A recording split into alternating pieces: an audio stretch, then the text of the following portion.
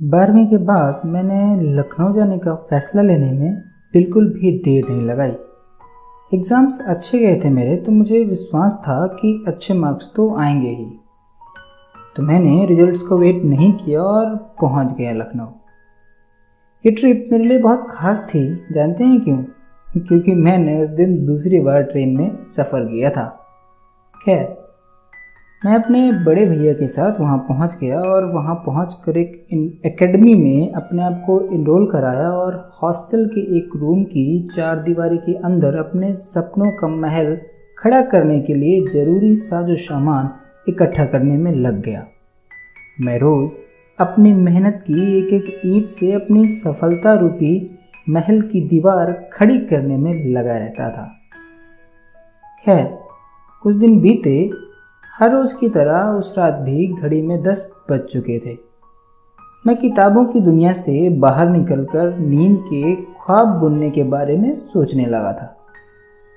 असल में मुझे आदत नहीं थी देर रात तक जागकर पढ़ाई करने की। हमेशा से रात में 10 से 11 बजे के बीच में सो जाया करता था। आज तक जो भी स्कोर किया था बस इसी प्रैक्टिस को फॉलो करके ही किया था। मैंने रूम्स की लाइट्स ऑफ कर दी लेकिन मेरा रूममेट अभी भी टेबल लैंप के सहारे किताबों की अंतरंग दुनिया में खोया हुआ था। इग्नोर करने के लिए मैंने करवट दूसरी तरफ ले ली और आंख बंद करके सोने का ट्राई करने लगा। मैं शायद नींद की आगोश में खोने लगा था कि अचानक कहीं से मेरा नाम पुकारती एक आवाज़ मेरे कानों में पड़ी। मुझे पता नहीं था कि मैं जग रहा था या सो रहा था, लेकिन हाँ, मैं पूरे होशो हवास में था। वो आवाज़ मुझे जानी पहचानी सी लगी थी, लेकिन मैं ठीक से समझ नहीं पा रहा था कि आखिर वो है कौन।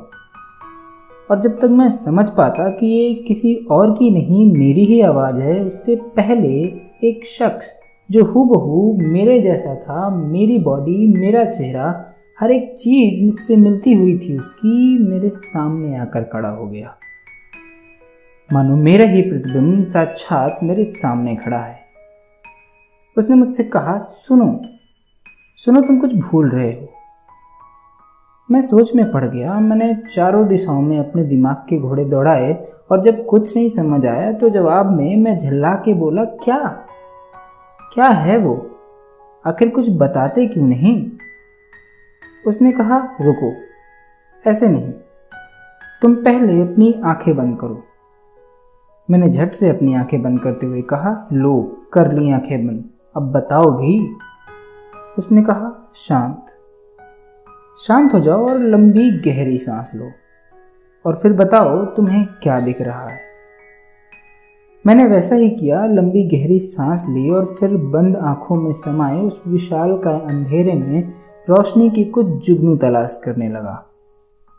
काफ़ी देर तक मुझे कुछ दिखाई नहीं दिया। मैं बस उन जुगनुओं के पीछे भागता रहा और फिर कुछ देर बाद दिखी मुझे एक इमारत।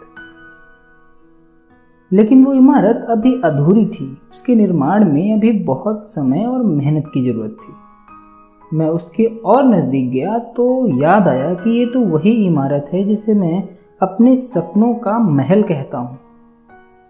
मैंने ध्यान से देखा तो उसके कंस्ट्रक्शन का सारा साजो सामान वहाँ पड़ा हुआ था, लेकिन ये क्या, उसे कोई बना क्यों नहीं रहा? उसे अधूरा छोड़कर आखिरकार इस तरह कौन जा सकता है? ऐसे तो उसे बनाने में बहुत समय लग जाएगा। आखिर वो है कौन और है कहाँ? इन्हीं सवालों के साथ मैं चारों तरफ उस इंसान को ढूंढने लगा और अचानक मेरी नज़र गई वहीं पास में जमीन पर लेटे हुए एक शख्स पर। मैं भागते हुए उसके पास गया और उसे जोर से चिल्लाकर और हाथों को हिलाकर उसे जगाने लगा और कहने लगा, उठो उठो, तुम ऐसे कैसे सो सकते हो? देखते नहीं कितना काम बाकी है, इस इमारत को पूरा करना है। तभी अचानक एक झटके में मेरी नींद टूटी और देखा तो वो आदमी, वो इमारत सब गायब था। सामने था तो बस मेरा रूममेट राघवेंद्र, जिसने मेरी बड़बड़ाहट को सुनकर मुझे जगाया था और एक गिलास पानी के साथ मेरे सामने खड़ा था। मैं उठा अपना मुंह धोया, लाइट्स ऑन की और किताब खोलकर फिर बैठ गया, इस विश्वास के साथ कि मुझे वो इमारत पूरी करनी है।